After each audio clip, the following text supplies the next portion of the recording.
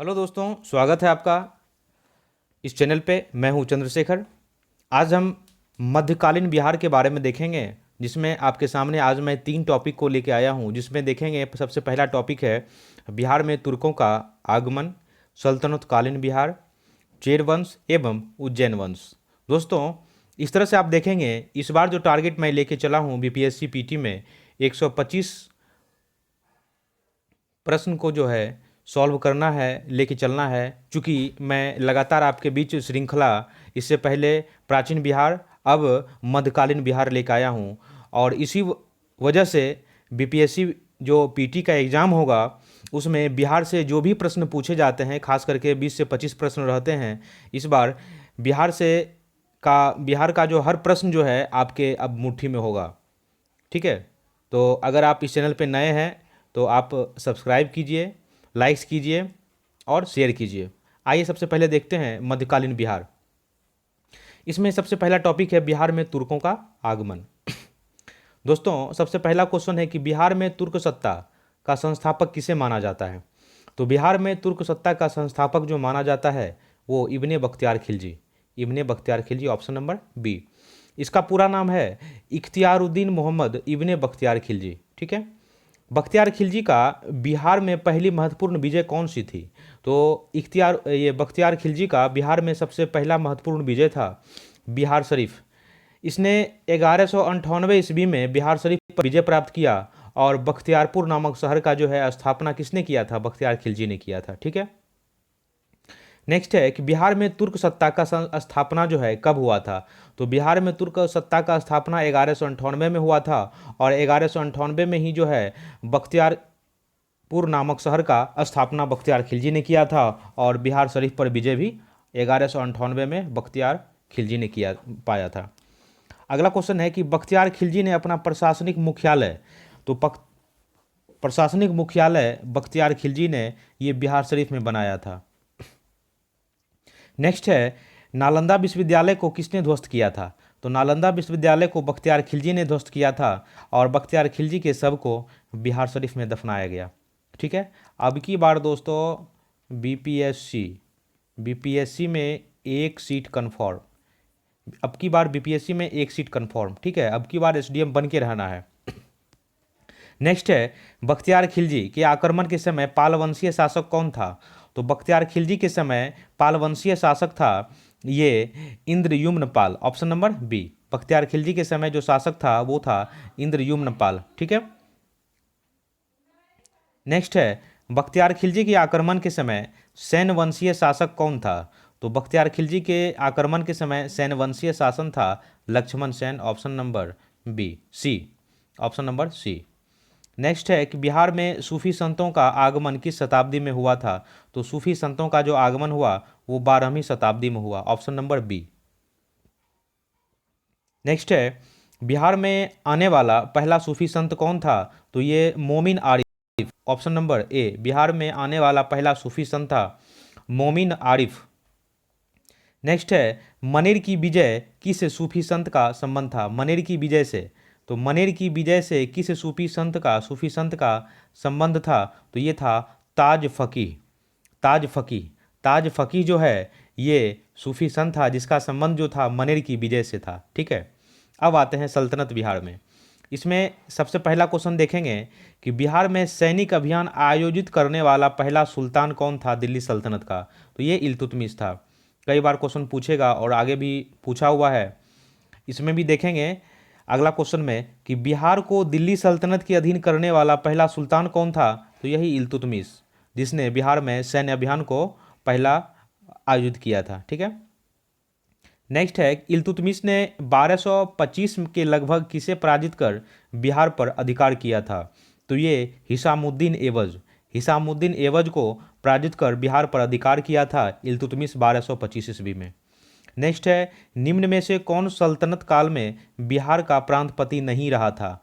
तो ये सल्तनत काल में बिहार का जो प्रांतपति नहीं रहा था मुबारिज खां। देखिए, जहाँ पे अगर नहीं हो तो सबसे पहले उसको आप अंडरलाइन कीजिए या गोला बना लीजिए।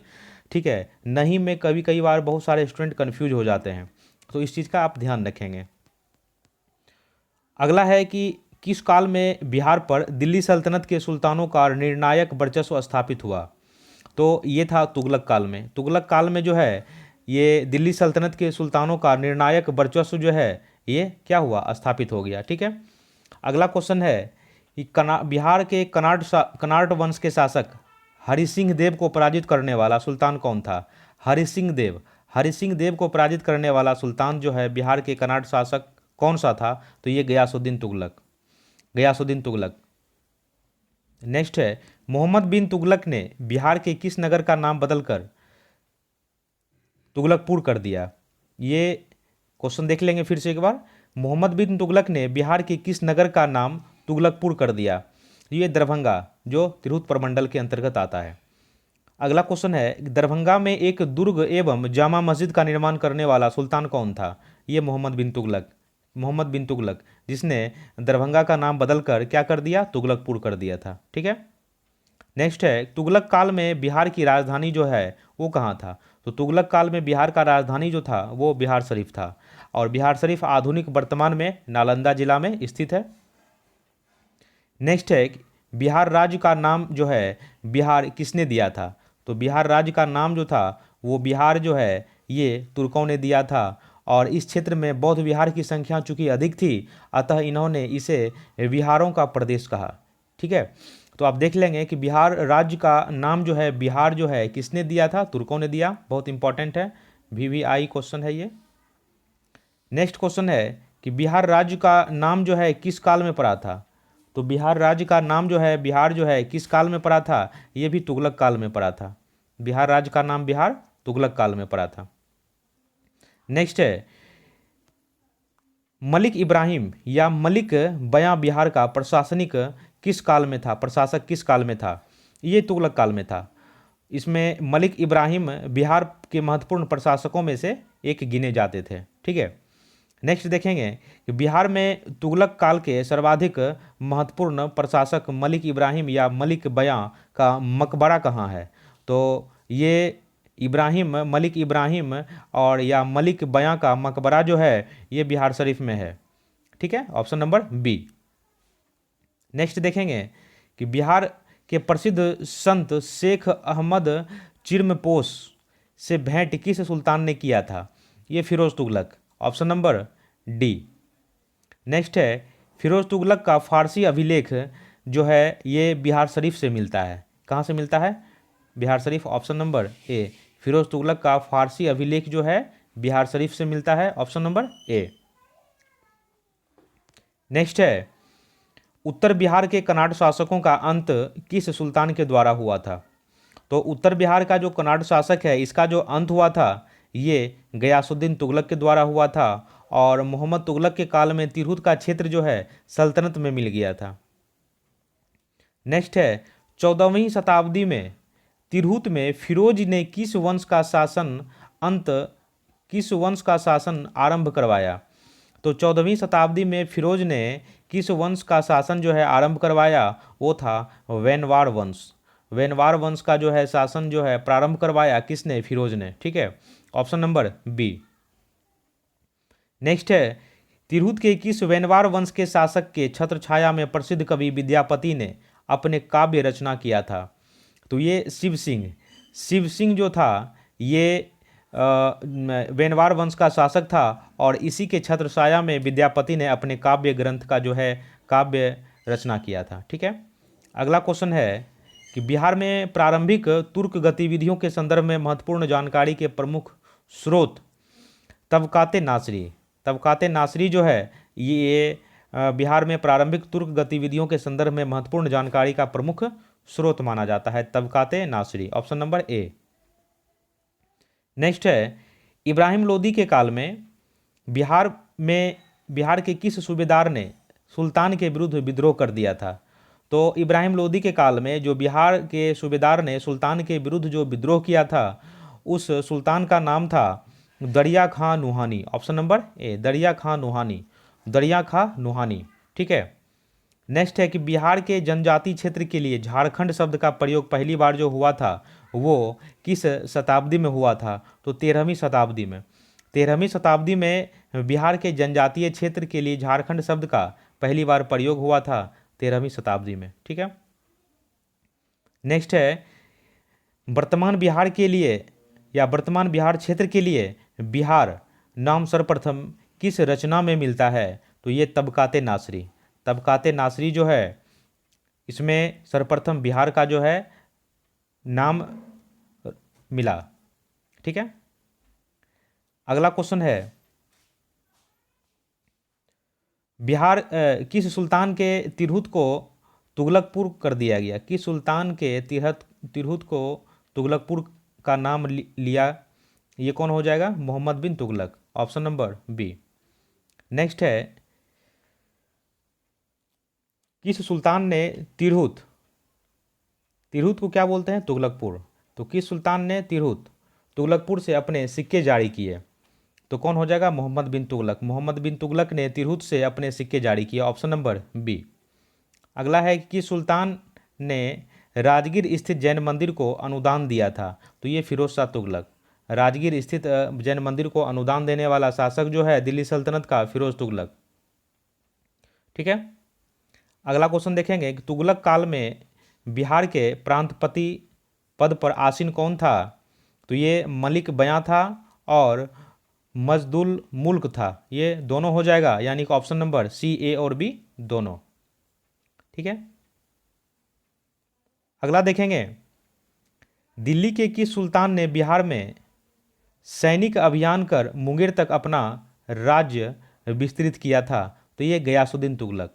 गयासुद्दीन तुगलक जो है वो बिहार में सैन्य अभियान को प्रारंभ किया और मुंगेर तक अपना राज्य को बढ़ा लिया, विस्तृत किया। नेक्स्ट है कि बख्तियार खिलजी का बिहार में प्रथम पड़ाव कहाँ था? तो ये मनेर। मनेर कहाँ पड़ता है? पटना में। बख्तियार खिलजी का बिहार का प्रथम पड़ाव कहाँ था? मनेर, ऑप्शन नंबर ए। अगला देखेंगे बिहार शरीफ स्थित मलिक बयां के मकबरे की विशिष्टता क्या थी? तो इसमें से सबसे पहला देखेंगे कि सलामी दीवारें अथवा, और दूसरा है लंबू तरा गुंबद। ठीक है, तो ये दोनों जो था ये क्या कहते हैं, मलिक बयां की मकबरे की क्या थी? विशेषता थी, ऑप्शन नंबर सी, ए और बी दोनों। ठीक है, नेक्स्ट देखेंगे मनेर स्थित बड़ी दरगाह में किसका मजार है? तो ये मनेर में जो बड़ी दरगाह है उसमें मजार जो है वो मुखदुम याहिया का है, ऑप्शन नंबर बी। ठीक है, अब देखेंगे दोस्तों चेर वंश एवं उज्जैन वंश। तो इससे भी कई सारे प्रश्न पूछने की संभावना होती है। तो इसमें सबसे पहला क्वेश्चन है कि पूर्व मध्यकाल में सोन नदी की घाटी में किस क्षेत्र के किस जनजाति राज्य का उत्थान हुआ? खरवार जनजाति का उत्थान हुआ। फिर से देख लेंगे एक बार। पूर्व मध्यकाल में सोन नदी की घाटी के क्षेत्र में किस जनजाति राज्य का उत्थान हुआ? तो ये खरवार जनजाति का क्या हुआ? उत्थान हुआ, ऑप्शन नंबर ए। अगला है कि पाल सत्ता के पतन काल में मध्य बिहार में किस जनजाति ने अपना राज्य गठन किया था या गठित किया था? तो ये भाड़ जनजाति जो था अपना सत्ता जो है स्थापित किया था किसके पतन होने के बाद? तो पाल सत्ता के पतन होने के बाद। नेक्स्ट है कि 12वीं शताब्दी में पश्चिम बिहार, चंपारण और मुजफ्फरपुर में कौन राज्य संगठित हुआ था? ये चेरो राज जो है 12वीं शताब्दी में संगठित हो गया था। अगला है कि चेरो राज्य का संघर्ष किन मुस्लिम राजवंशों के साथ हुआ था? तो इसमें सबसे पहले हो जाएगा जो चेरो राज्य का संघर्ष जो है किन मुस्लिम के साथ हुआ था? सबसे पहला हो जाएगा तुगलक के साथ हुआ था। उसके बाद हुआ था ये सूर के साथ हुआ था, और तीसरा जो हुआ था वो मुगल के काल हुआ था, यानी कि ऑप्शन नंबर डी। ठीक है, अगला क्वेश्चन है दलपत शाही का संबंध जो था वो किस राज्य से था? दलपत शाही का संबंध उज्जैनी राज्य से था। दलपत शाही का संबंध जो था उज्जैन राज्य से था। नेक्स्ट है चेरो शासकों को शाहाबाद क्षेत्र से विस्थापित किया गया। तो किसने किया? उज्जैनियों ने। चेरो शासकों को शाहाबाद क्षेत्र से विस्थापित किया उज्जैनियों ने। ठीक है, नेक्स्ट है शेर शाह ने मुगलों के विरुद्ध संघर्ष में किससे सहायता प्राप्त किया था? शेरशाह ने मुगलों के विरुद्ध संघर्ष में किससे सहायता प्राप्त किया था? यही चेर शासक से जो है सहायता प्राप्त किया था। नेक्स्ट है, बिहार पर राज करने वाला जनजातीय राजवंश कौन था? तो यही चेरवंश। बिहार पर राज करने वाला जो जनजातीय राजवंश था वो कौन था? चेरवंश। इसमें देखेंगे कि पाल वंश के उपरांत चेर वंश ने शाहाबाद, सारण, चंपारण एवं मुजफ्फरपुर के जिलों में अपनी सत्ता को क्या किया? स्थापित कर दिया। ठीक है। नेक्स्ट देखेंगे, किस चेरो राजा ने जगदीशपुर के मेले की शुरुआत किया था? तो ये फूलचंद। फूलचंद जो है ये राजा था चेर वंश का, और इसने जगदीशपुर में मेले का क्या किया था? आरंभ किया था, शुरुआत किया था। नेक्स्ट है, चेरो जनजाति की शक्ति का वास्तविक पतन किसके द्वारा हुआ? ये उज्जैन शासक के द्वारा जो है चेर जनजाति का शक्ति का पतन हो गया था। नेक्स्ट है कि भोजपुर में उज्जैनिया वंश का संस्थापक जो है वो संतन सिंह को माना जाता है। संतन सिंह का मूल नाम देवराज था। यह उज्जैनी, डुमराव, बक्सर एवं जगदीशपुर में एक महत्वपूर्ण शक्ति थे। नेक्स्ट है, भोजपुर में उज्जैनी शासकों की राजधानी जो रही थी वो ढाबा में रही थी, बिहटा में रही थी, बक्सर में रही थी। इनमें से सभी यानी तीनों हो जाएगा, ढाबा भी हो जाएगा, बिहटा भी हो जाएगा और बक्सर भी हो जाएगा। भोजपुर के उज्जैनी शासकों की क्या रही? राजधानी रही थी। ठीक है। नेक्स्ट में देखेंगे, भोजपुर के उज्जैनी शासक निम्न में से कौन नहीं था? देखिए नहीं है तो इसको पहले अंडरलाइन कर लीजिए। ठीक है। तो ये बाघमल जो था नहीं था। ठीक है। संग्रामदेव था, राजा रामशाही था, राजा नारायण मल था, लेकिन बाघमल जो था ऑप्शन नंबर डी नहीं था। आज का लास्ट क्वेश्चन देखेंगे, चांद एवं मुंड जो चंडेश्वरी एवं मुंडेश्वरी नामक मंदिरों से जुड़े हैं, इसका संबंध जो था ये शाहाबाद के चेर वंश से था। ठीक है। तो इस तरह से आप देखेंगे, इस तरह से आप अभी देखें कि 3 टॉपिक को आपके सामने हम लाए हैं। उम्मीद करते हैं आपको काफ़ी पसंद आया होगा और इसको आप एक बार अच्छी तरीक़ा से देख लेंगे, 2-3 बार रिवीजन कर लेंगे। और आप इस लाइक कीजिए, इसको आप शेयर कीजिए, सब्सक्राइब कीजिए हमारे चैनल को और बने रहिए, क्योंकि 66वीं बीपीएससी जो है किसी भी हालत में आपसे छूटना नहीं चाहिए। अब की बार एसडीएम बन के रहना है और बीपीएससी में एक सीट जो है कन्फर्म होना है, इसका मैं दायरन चैलेंज करता हूँ। इसलिए आप बने रहिए, आप इसको लाइक कीजिए, भी हमारे वीडियो को सब्सक्राइब कीजिए। और दूसरी बात, अगर आप प्राचीन भारत यानी कि प्राचीन बिहार के वीडियो को आप नहीं देखे हैं तो आप इसमें अपलोड किया गया है पिछले 6 वीडियो को, आप वो वीडियो भी आप देख सकते हैं, काफ़ी लाभ आपको पहुंच सकता है। इसके बाद मैं आपके सामने अगला वीडियो जो लाऊंगा वो मुगल वंश का होगा और उसके बाद फिर मैं आधुनिक बिहार के संदर्भ में आपके सामने उपस्थित रहूँगा। ठीक है।